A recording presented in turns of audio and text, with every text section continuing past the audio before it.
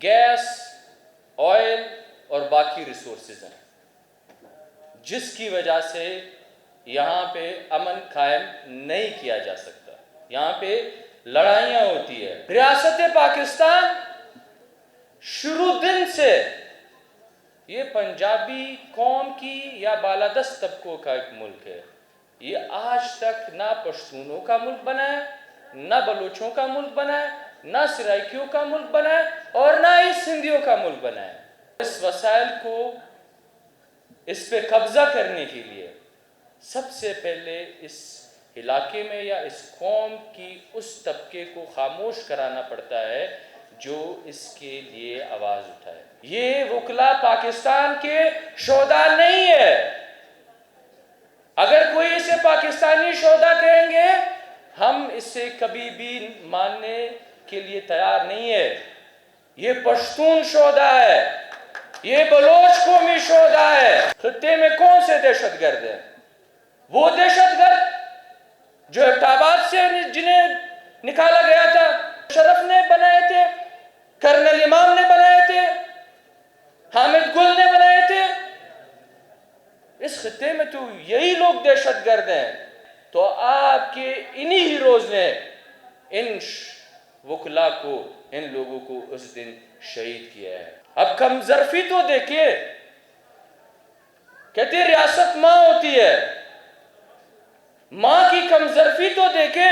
لاکھوں لوگ شہید ہوئے، لاکھوں لوگ بے گھر ہوئے۔ آج بھی اس ریاست میں آپ کو احتجاج کرنے کا حق حاصل نہیں۔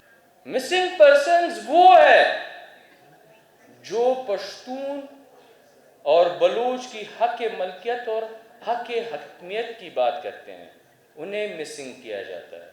آپ کے اس فوجی آپریشن نے ہمارے کاروبار برباد کر دیے۔ لاکھوں کی تعداد میں پشتون اپنے علاقے سے مائیگریٹ ہو کے کوئی پنجاب گیا، کوئی سندھ گیا اور کوئی کہاں پہ گیا۔ 8 اگست کے حوالے سے ایک آرٹیکل تھا، ایک رپورٹ تھی الجزیرہ نیوز کی۔ تو یہ سب واقعہ بیان کرنے کے بعد آخر میں 2 جملے انہوں نے اس حوالے سے لکھے ہیں، آپ سب سرچ کر سکتے ہیں۔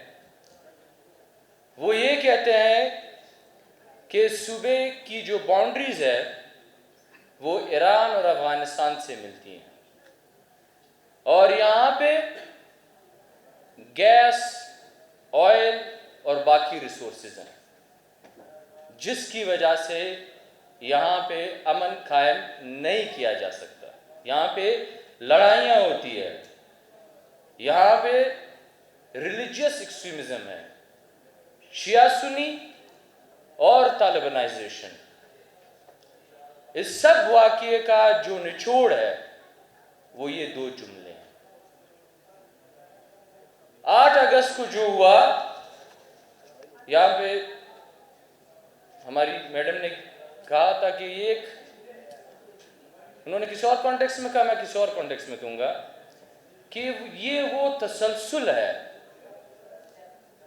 ان 2 قوموں کو محروم رکھنے کی جو پالیسیز ہیں، یہ وہ تسلسل ہے جو پاکستان کی فیلڈ فارن پالیسی ہے جو افغانستان اور ایران کے متعلق ہے۔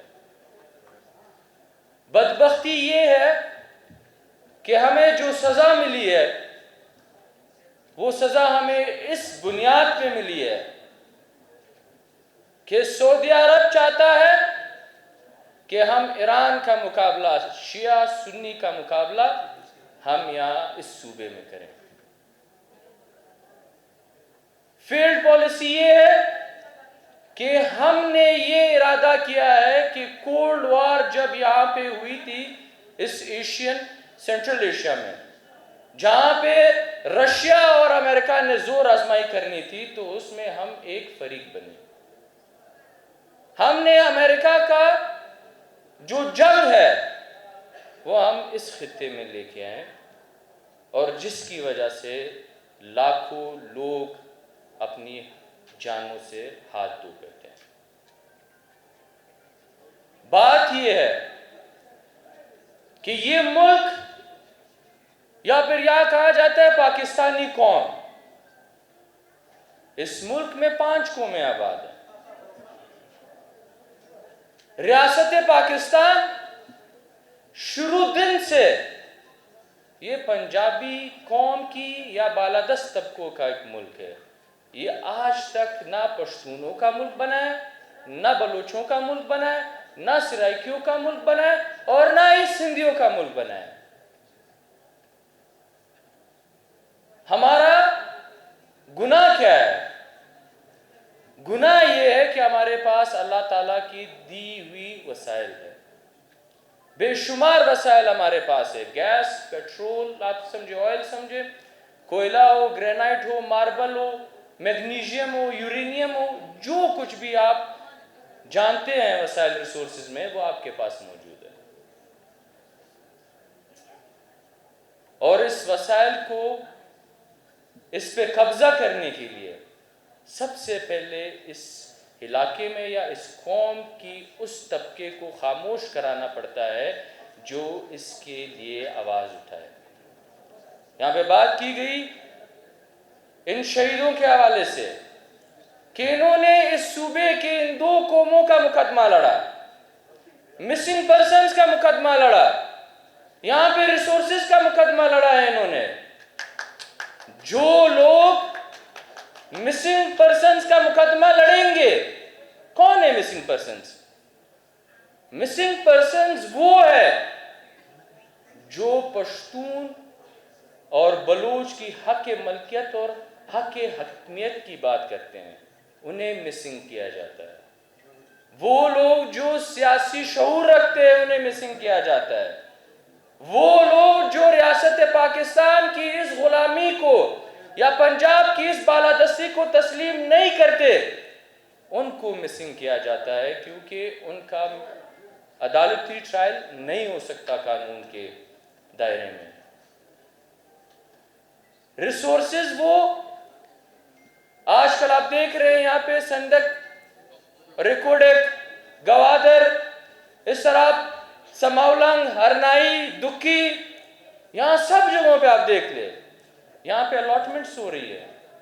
ہمارے وسائل بیچے جا رہے ہیں، ہمیں محروم کیا جا رہا ہے.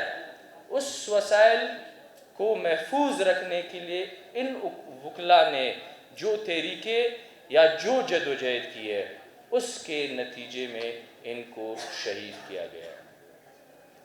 یہ وکلاء پاکستان کے شہداء نہیں ہے. اگر کوئی اسے پاکستانی شہداء کہیں گے، ہم اسے کبھی بھی ماننے کے لیے تیار نہیں ہے. یہ پشتون شہداء ہے، یہ بلوچ قومی شہداء ہے. اسے یا تو آپ نے سزا دی ہے ان کام کے لیے، یا انہوں نے سزا دی ہے جن کو آپ نے بنایا ہے.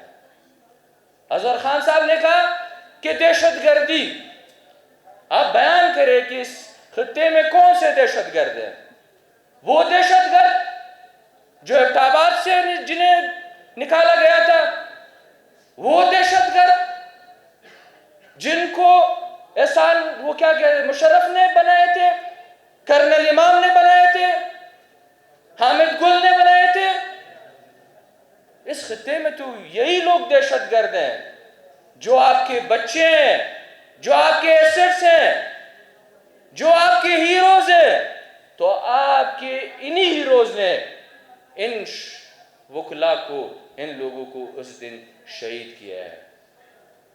اب کم ظرفی تو دیکھیے، کہتے ریاست ماں ہوتی ہے، ماں کی کم ظرفی تو دیکھے. لاکھوں لوگ شہید ہوئے، لاکھوں لوگ بے گھر ہوئے، لاکھوں لوگ بھوک افلاس بیماریوں سے. آپ کے اس فوجی آپریشن نے ہمارے کاروبار برباد کر دیے. لاکھوں کی تعداد میں پشتون اپنے علاقے سے مائیگریٹ ہو کے کوئی پنجاب گیا، کوئی سندھ گیا، اور کوئی کہاں پہ گیا. ہمارے گھر مسمار گئے، ہمارے مارکیٹیں ختم کی گئی، ہمارے تعلیمی نظام، ہمارا صحت، سب کچھ برباد کیا گیا، اور پھر بھی ہمیں نہیں بخشا گیا. اگر ہم کراچی گئے تو راہ انوار جیسے درندے ہمارے سامنے لا کے کھڑے کر دیے گئے جس نے 444 پشتونوں کا قتل کیا. یہ ثابت ہوا ہے. ہم تو کہتے ہیں کہ 1000 سے بھی اوپر ہوئے ہوں گے. ایسے لوگ ہمارے اوپر مسلط کیے تو ہم کیسے آپ کے آپریشنز کو مانیں؟ ہم آپ کی نیت پہ کیسے شک نہ کریں؟ یہاں پہ احسان اللہ احسان کی بات کی گئی. اے پی ایس واقعے میں وہ ملوث تھا, وہ ماسٹر مائنڈ تھا, اسے پکڑا گیا. اور وہ اپنی انٹرویو میں کہتا ہے کہ انٹرویو ہے, شاید آپ لوگوں نے نہیں سنی ہوگی, شہید عثمان خان کاکڑ کی شہادت کے بعد احسان اللہ احسان نے ایک انٹرویو دی ہے, گارڈین کو بھی دی ہے, ایک وائس ان کی ایک انٹرویو ہے. اس میں وہ کہتے ہیں کہ مجھے ایم آئی کے جنرل ماجد نے ایک لسٹ پکڑایا تھا کہ آپ نے ان 10 لوگوں کو آپ نے قتل کرنا ہے, جس میں ایک نام شہید عثمان خان کاکڑ کا بھی تھا. اور میں نے پیغام بھیجا ہے ان کا کہ آپ کے قتل کی تیاریاں ہو رہی ہے, لہذا آپ اپنا خیال رکھیں. پھر وہ تھا کہ انہوں نے سینٹ میں وہ سپیچ کی کہ مجھے دھمکیاں مل رہی ہے اور اگر میرے ساتھ کچھ ہوا اسے گم کھاتے میں نہ ڈالا جائے. اس کے ذمہ دار 2 انٹیلیجنس ایجنسیز ہوگی جو ہمیں سب پتہ ہے. اب آپ نے آپریشن میں جس کو پکڑا, جو اے پی ایس واقعے میں ملوث تھا, اس کو آپ نے ایک لسٹ دے کے فرار کر دیا کہ آپ پشتونوں کے ان لیڈرشپ کو قتل کر دے جو پشتونوں کے لیے آواز اٹھا رہے. تو ہم اس ریاست کی نیت پہ شک کیوں نہ کریں؟